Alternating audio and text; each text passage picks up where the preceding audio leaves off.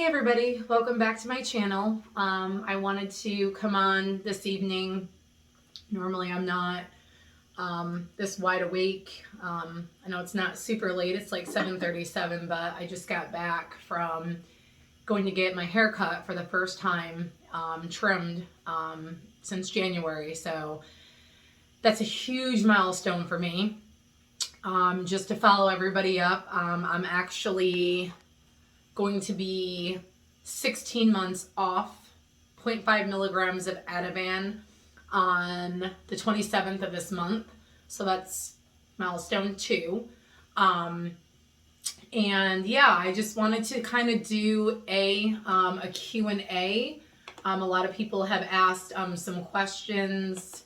Sorry, you guys, I'm not trying to get distracted. I'm trying to kind of get to questions and things and make sure everything is up. So yeah, so kind of where I'm at. I had a very, very bad setback. I decided to eat Chinese food last weekend, and then I did a self-clean oven. I have a self-clean oven, so I decided to run it because just months and months of cooking and what have you, the oven was just, with my OCD, I had to clean it. So those two things set me back. I think it was the smell. It was giving me a really bad headache. I had to be in my room. It's still warm where I'm at, so, you know, I had to run my air to kind of get the smell out, but it just, I think it totally set me back. On top of that, I should know better not to do oils. I know that they're my biggest trigger, but I figured I had done Chinese maybe about a month ago and I didn't have a reaction, but this time it was fierce. Like, it was just, I'm gonna push you guys back just a little bit. Okay, so yeah, it was pretty fierce, and I'm sorry about the angle, you guys. I'm trying to maneuver everything and whatnot. But anyways, long story short, so did the oil. I kind of Googled it because I know oils bother me, but I didn't quite know what oil they use in the, I'm sorry guys, I'm trying to maneuver you here. Okay. So I didn't really know like what kind of oils. I know they use oils. I just didn't know like what type of oils the Chinese deep fry with, and it wasn't the MSG.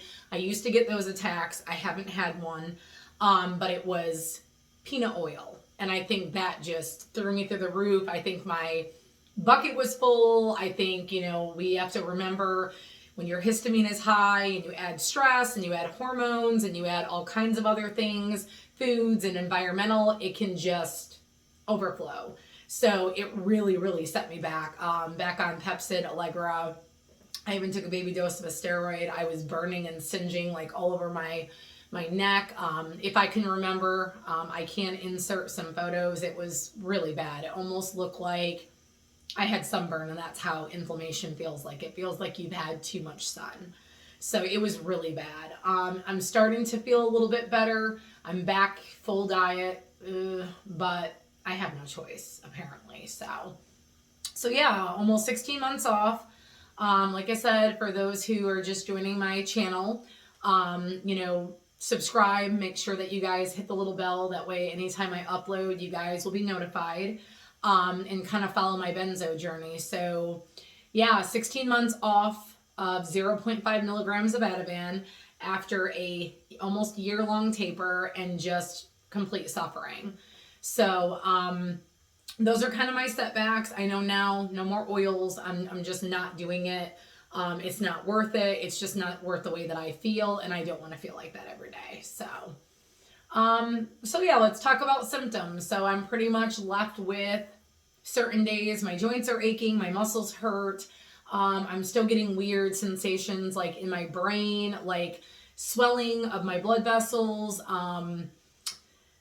headaches, vision stuff. I get it. I notice though only when my histamine is high.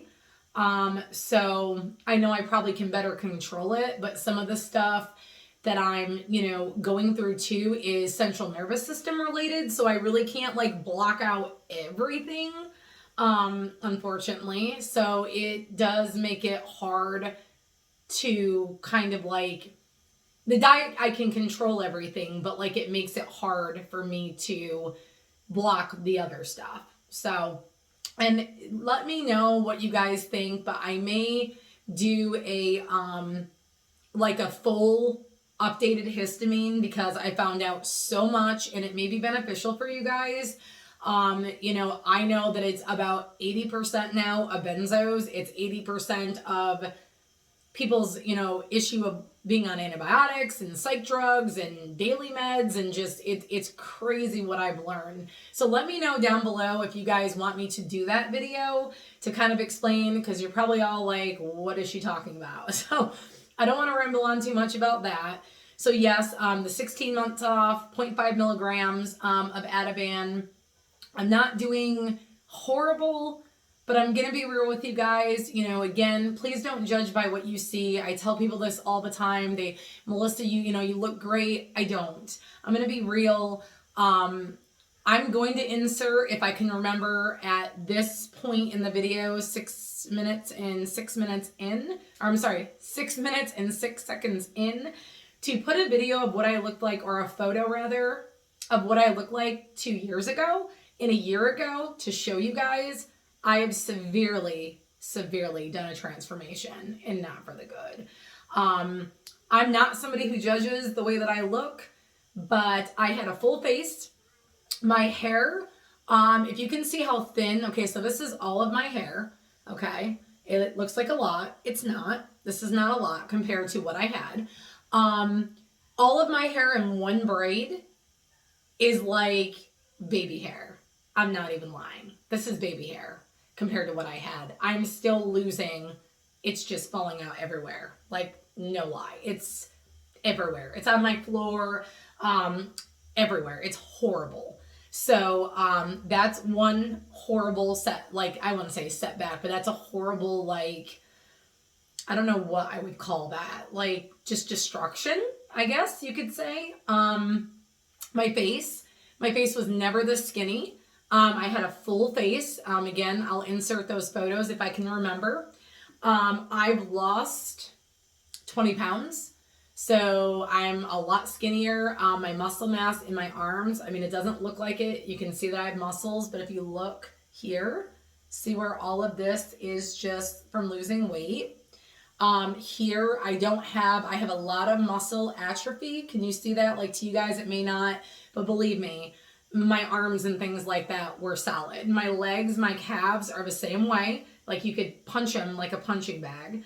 I've lost all my muscle mass in my legs.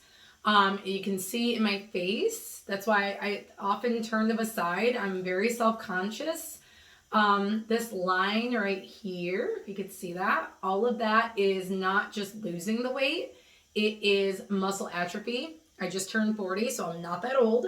But if you could see my transformation from 2 years to now, you would just be like, whoa.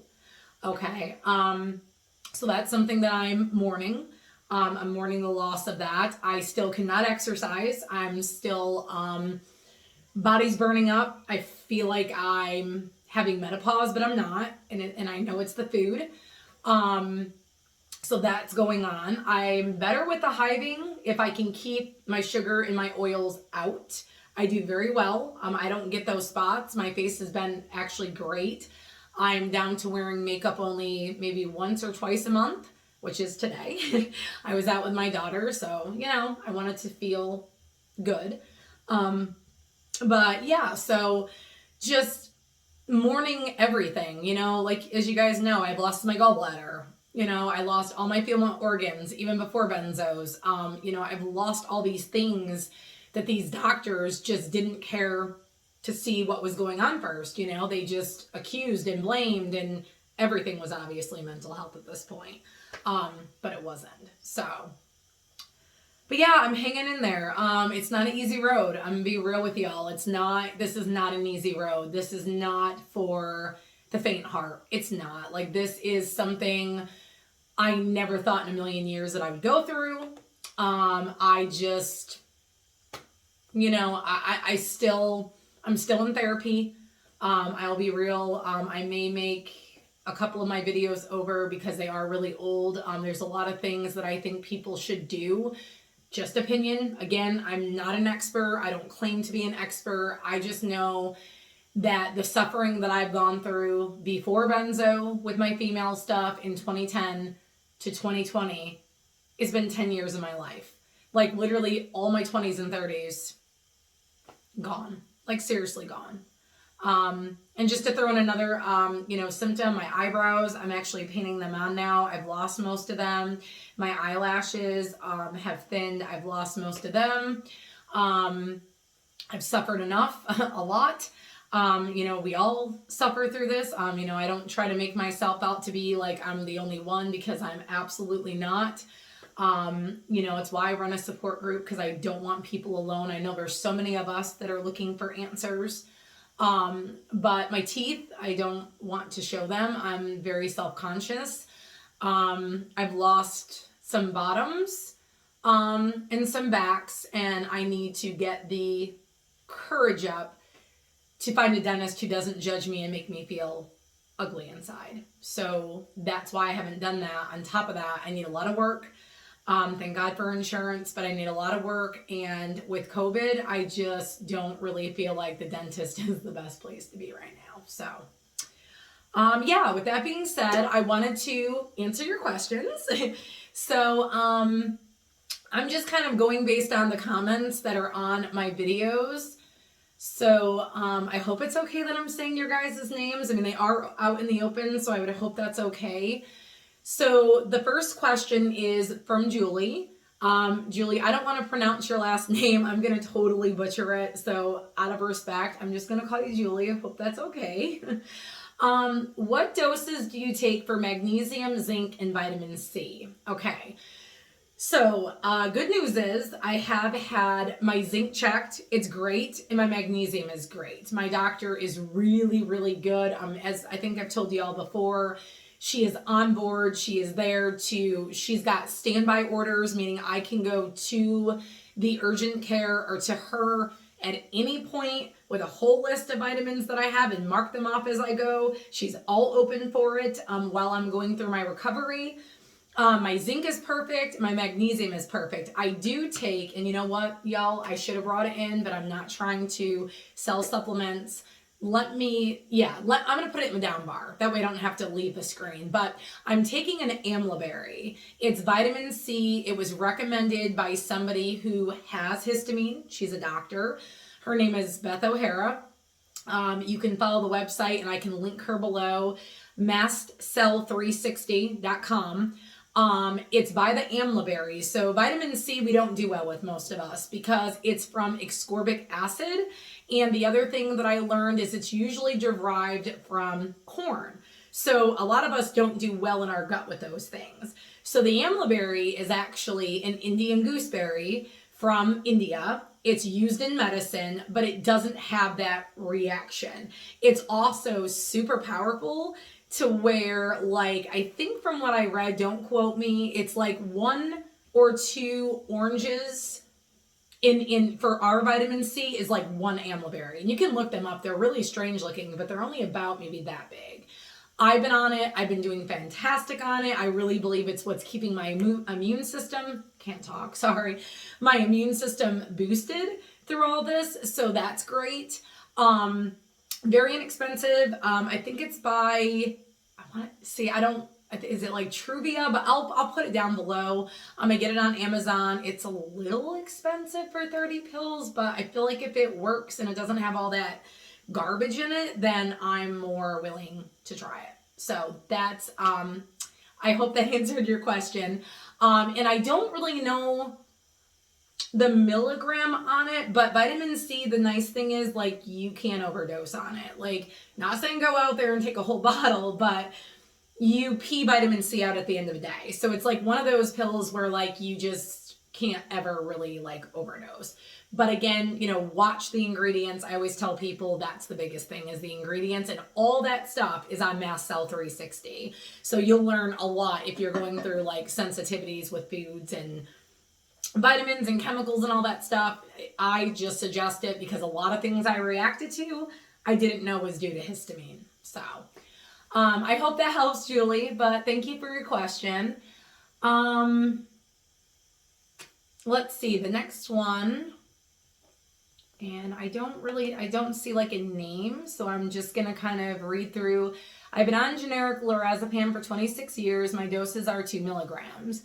I guess I'll be tapering for the next the next 6 years. The medication has never bothered me. I have never had any bad effects from it. But since COVID hit the world and most doctors will not prescribe, their excuse is that they're like opiates. I do not see benzos like opiates, but that is what the medical professional is stating. Is the medication is never bothering me, then why must I get off? Okay, so the first thing to answer your question is basically we have to get off these drugs because they're not meant for long-term use, unfortunately. That's why most of us, and you might have gotten lucky, but I'll be real, 2 milligrams of lorazepam, whether you think so or not, is a super extended dose. Like, it's a lot. 0.5, a lot of doctors looked at me and they were like, Melissa, it's this big. They don't realize trying to come off a medicine this big, as bad as it was for me, I could not imagine coming off 2 milligrams. So, yes, it's something that eventually everybody builds tolerance at some point. Maybe you're having symptoms now and don't realize it. That's what happened to me. I didn't know that I was in tolerance after 11 months. Some people don't go into tolerance as early as I did. It could have been because I was also on a very low dose that kind of wore off easier. But these drugs eventually, and I'm not a doctor, but I'm just relaying what I've read and what I've heard from people who've been on them for long term. They cause kidney damage. They mess with the brain. They actually increase the risk of dementia and Alzheimer's disease. I know for me the things that they've already done, and I don't know. I don't want to be negative, but I don't know if it's permanent. And I was only on them 4 years. So again, I've seen people on them 20 and 30, and they're just literally suffering to come off. So that's one reason why we need to come off them, because long term they just cause so many medical problems, suppressed breathing, constant people are getting pneumonia, bronchitis, upper respiratory infections, the histamine they cause, like they are just not, they're not a drug long term anyhow. So that's the biggest problem. The other problem, when your doctor calls a drug addict, yes, unfortunately, the thing of it is what they do is they reverse it. So we are telling them that we're sick. We're telling them we don't feel good. We're telling them that we want them to take us off these drugs. And the last thing that your doctor or big pharmaceutical wants to do is take responsibility. Once they take responsibility, they are owning up that they did wrong, and they're not going to do that. So that is why they blame the patient. It gets exhausting when you do go to a doctor and he calls you a drug addict. You have been labeled. So if I want to taper off using water, you're right about the tap. Yuck. Yes, tap water is not, I don't recommend it if you're water tapering. What is my milliliter from my 2 milligrams? Okay, so this is kind of a hard question because most people, and I wish that I had a jar right now, but imagine this is a 300 milliliter jar. That's what I use. So the 300 milliliters will equal 300 days. So whatever line that you use starting on your water jar, that's going to be the days you're going to taper. What I did was I took a 1 milliliter syringe that was 10 milliliters, and I pulled one. So one little small milliliter of water I pulled out of this cup a day and threw it away. And I know it's so confusing. And then I took whatever was in this mug, this jar. I divided it by how many times I was going to dose a day, because my lorazepam didn't get me through a day. So I took it in little doses throughout the day. I know it sounds very confusing, but it works. It's a proven fact. It works. And every day that you add another day, it was another milliliter, discarded. So day 5 milliliters out of a cup. Whatever's left, you divide. That's what you have for the day. So each day, the idea is to take this much Ativan or benzo and lower your body without causing your central nervous system to be like cold turkeyed. So I know that doesn't make a lot of sense, but I've also got a video, and I can link one down below that really helped me. That's not my video, but thanks to one of the other members, it really, really helped me. So I can link those all down below too. And I do wish you luck. And I know it's so awful that you've been on 26 years. But unfortunately, these drugs, once we come off, they just destroy, and they also destroy while we're on. But think of it like this. If you're on an opiate all day, just say that's what benzos are like. They stop and sedate you from feeling anything. I had no feelings while I was on a benzo. Like, I might have felt great and awesome and all that stuff, and my anxiety was gone, but I physically didn't realize that I didn't feel. Like, if my tooth hurt, I didn't feel it. I didn't know to pay attention to go to the dentist because my teeth didn't bother me. My joints felt amazing. Like, it literally slowed down the aging process. Like, I'm not kidding you. When you're on this drug, you know, it does wonders, but at the same time, that could be very bad because you're not able to see and feel what's underneath everything because of this drug. And then when we come off, it's like, holy hell. You know what I'm saying? And I don't think anybody wants to taper the rest of their life off this drug. Like, it's just so horrible. So again, those are just my opinions. I'm not telling you to come off your benzo, but like I said, I did not know the danger until I joined a support group and saw the people suffering every single day. And then I saw the premiere of Medicating Normal, and it was it. Like, I am so tired of pharma shoving drugs down our throat and thinking they can just turn us away and make us ignore every feeling that we feel and tell us that it's not normal to feel, you know? So, I don't know your name, but I hope that answered your question. And if you have any additional, you can feel free to email me or just leave another message in the comment box. Let's see. Jeannie, if I'm saying that right, how are you now? I am much better than I was, but I'm still struggling because the days that are really hard for me and I'm crying and I'm just like, I've had enough and I've had enough suffering. Like, those are the days where it's tough. It's really, really tough to want to live in my body, a body that wasn't in this shape before, like this. I just sometimes feel, and you guys know I'm real with you, I just feel trapped. Like, I just feel so trapped because I'm not who I used to be at all, you know? But I am grateful I'm here. I'm grateful for everybody who pushed me through, everybody who, you know, answered my trigger post in groups, everything. Like, I am more than grateful because I don't know that I would be here. I really don't. So thank you so much for asking, and I hope you're well also. Let's see. And some of these are like older, you know, they may be going 3 months back, but I just wanted to kind of follow up on some of these just because I know it is helpful. Let's see. Tally says, hey there. Wishing the best for you and your son. Thank you so much. He actually has a sedated MRI to check on his brain tumor in November the 2nd. So we are fingers crossed that he's okay because I can handle a lot now, but I wouldn't be able to handle that. So I'm just praying for another clean or at least no change MRI. So thank you so much. I truly relate with the benzo situation and keep moving forward. It will get better. I love your videos. Thank you so much. It makes me feel so much joy when I hear from you guys because, you know, I remember late nights that I would just scroll through the internet and cry and look for stories. And there were some amazing ones and so much help, but I don't think there was a lot at that time because people were afraid to come forward because, as you know, like a previous person commented, we're always blamed and ridiculed and picked at, and, you know, it's our fault and we must be doing something wrong and not taking our drug right. So I think more people now are standing up and saying, you know, I'm not going to accept this anymore. Like, I'm not going to accept you blaming me. You're the one who put me on this. I trusted your medical, you know, profession, and this is where I am now. So I just, I cannot thank anybody enough for everything they've done for me. And the most thing I can give back is to be there for other people.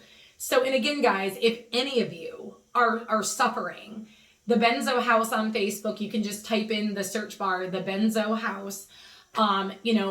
We've got about 422 people, and it's just family. People reach out when they're hurting. I want people to reach out when they're having good days. I want them to share positive and negative, equally. So, join the Benzo House if you want to be anonymous, you can change your name. Like, you can create a fake Facebook, but everything is private that stays in group. Nothing, even on my videos, I don't discuss like member stuff per se. Like, I may bring and talk about things, but I do not talk specifically about members at all. So, and 4 months off benzos, congratulations. That's a huge milestone. I mean, a lot of people look at me when I'm cheering that I've used the bathroom, like, sorry TMI guys, but for me, that's my milestone in my life. Like, my YouTube channel is raw. So what I say is not edited, and it's true. Like, I get up in the morning and I start dancing when I can feel good and normal for an hour and listen to music. So yeah, that's an amazing milestone. You're saying you're still having bad symptoms, bad stomach too, and now going through panic attacks. This video really calmed me down just knowing that there's hope. Well, Tally, I will tell you, everything does get better. I'm 16 months off. I can't speak for everybody's progress as far as when, where, and how, but I do know it does get better. Anxiety was the worst for me. Like, the chemical anxiety, I would have to say, was one of the worst symptoms for me, but I had to learn therapy. I had to learn control, and I had to learn it's okay to have anxiety, number one, not to fear it and to understand what it was. And that set me up to succeed. Not saying that I don't get anxiety, because I've gotten some anxiety attacks, within this week. They were less than fun, believe me, but I feel like the more control we have over how we feel and what we think, it really makes a world of difference in our recovery. Like, I really believe that it does. A lot of people, I didn't believe that mind changing, altering, changing my thinking was like, really? Come on. I'm going to be like, oh, I'm better, and poof. It doesn't work that way, unfortunately. But the mind is a powerful thing. And what we repeat to ourselves every single day, even without benzos, like every single day we could repeat to ourselves, I am nothing, I am nothing, I am nothing. How are we going to feel? So I know it's hard, but it takes habit and it takes dedication. And I can tell you that it is life-changing, because it's really helped me, even in the middle of a panic attack. There are so many things now that I know that I can do. I don't fear anymore, if that makes sense. So I'm really sorry. I'm praying for you. I don't know if you're spiritual or not, but positive vibes and thoughts. I really hope that I can make more content that can help y'all, because the last thing in life we want to feel is alone. We already feel ignored. We already feel that no one listens on the outside. And the best thing we can do is find people to connect with. So, thank you again for, all of your love and your questions. Let's see here. Thank you so much for sharing this video. I learned more about histamine. Thank you. And like I said, I will eventually, when I can get a little bit better, because I actually have some news to share with you guys, but it won't be till the next video. But I have some news coming up, and then I do want to touch a lot on histamine, because again, I feel like it's a huge part of recovery. And again, people could be sitting at their computer right now saying, Melissa, no, I didn't have that.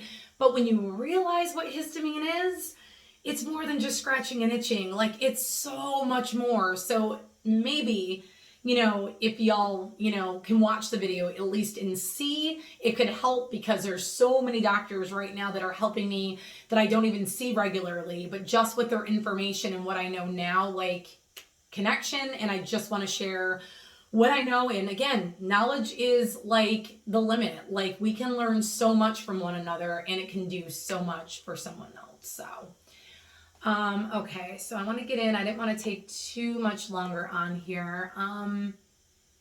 Let's see. Jimmy J Reviews says, I tapered for only 2 weeks. I was on 1 milligram of Ativan. I think he meant Ativan 6 times per day.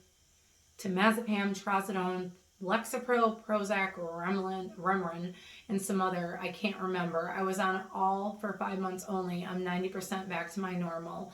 Oh my gosh, Jimmy, I am so happy to hear. Actually, let me say I'm very sorry to hear. That sounds like my daughter's doctor. I don't know why anybody in their right mind would put somebody on 2 benzos. Some of y'all don't realize, but temazepam is actually a benzodiazepine. It is no different than taking lorazepam, Valium, Klonopin, Xanax. It's all in the same family. I know a guy right now, again, I keep my numbers private, but he is on Ativan and temazepam, and he is suffering horribly, and I feel so bad for him. So yes, I don't know what these doctors are thinking. I really don't. Again, all of that stuff is only going to counteract this, counteract that, and cause all kinds of symptoms. And I am so proud, Jimmy. I hope, and you're welcome for the video, but I really hope, no offense, you stay off them. We don't need them. There are so many other natural ways that I'm learning that I can handle my stress and coping skills.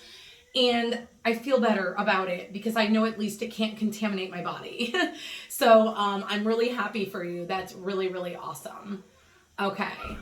I'm going to read one more question because my son's getting a little crazy. It's nighttime. So Sunny says, thank you so much. I'm just hearing of this and I'm wanting to learn about it as it pertains to benzo withdrawal injury. Yes, it's, you know, a lot of us didn't know. You know, I didn't know until I had all these reactions. And then once I started searching stuff, here we go. All the symptoms are in my face, like, you know, the blinders came off and boom, you know. And the last one that I will read is by Hamza, if I'm saying that right. Hamza. Why didn't you try to take the pill only at night before you sleep instead of it early where you should deal with people out there with these annoying symptoms? Good question, but actually I was on Ativan. I don't know how much you know about benzos, but when you're on a lower dose, it's not for sleep. So I wasn't on a high dose for sleep or insomnia. I was actually on it for anxiety. So when you're on it for anxiety, they give you the lower doses. Eventually people go up to bigger doses because your body just gets used to the dose you're on. But with me, I took it once a day in the morning and it was for anxiety and not for sleep. But really, to be honest, either way, even if I had taken it at night, it wouldn't make a difference because it was still a 12-hour drug and I wasn't supposed to be on it longer than 2 to 4 weeks. They are not recommended for long term as they cause permanent and temporary brain damage. So, and they even have total research from like back in the 60s that they've known about this. So, honestly, it makes sense and sounds like a good, you know, like advice to think, but it really doesn't matter. A benzo is a benzo, and whether you take it in the morning or take it at night, it's not going to change the fact that once tolerance hits and once you try coming off of these drugs, it's a complete nightmare for most people. So that's kind of why, you know, I did take it during the day because it was prescribed for anxiety. So, all right, guys. Well, yeah, I mean, if you have any more questions, you know, like I said, I'm not a doctor. I'm having a window today. So I was like, well, you know, I'm already out with my daughter. I'm kind of, you know, dressed and whatnot. I might as well make a video. Again, I have some really exciting news on my next video for everyone. And I will be doing a histamine video. So please, if you guys have any questions that you want me to answer on anything, you know, leave them in the comment section down below. I do tweet a lot. I do run a group. I'm not as active as I'd like to be, but I'd like to start implementing like trivia night in group, things to distract people so they can feel a part of something, because as we all know with these drugs, we feel like we're just on the outside of the world and we don't exist. And I don't want people feeling that way. So, you know, I'm hoping to think of ideas of things that I can do at least once a week if I can't always be in group, because my son now is doing virtual from home and it, you know, takes up obviously a lot of time. So, but like I said, you guys can always email me. You can tweet me at the Benzo House. Follow me on Instagram at the Benzo House. I'm going to start doing more of a video. I want to start doing videos at least uploading twice a month versus once a month. And yeah, so like I said, you know, you guys, thank you so much for this platform, you know, for the people who keep coming back and watching my videos. It means the world. Then you end up finding the group, and then I'm tweeting about it, and people are just, you know, networking, and it just makes me feel amazing that my journey can help somebody else. So again, guys, like I said, thank you so much. If I didn't get to your question, I'm really, really sorry, but I'm going to be posting another video by the end of this month, so look out for it, and I'm hoping it's going to be something really exciting for everyone. And until then, I'll see you later. Bye, guys.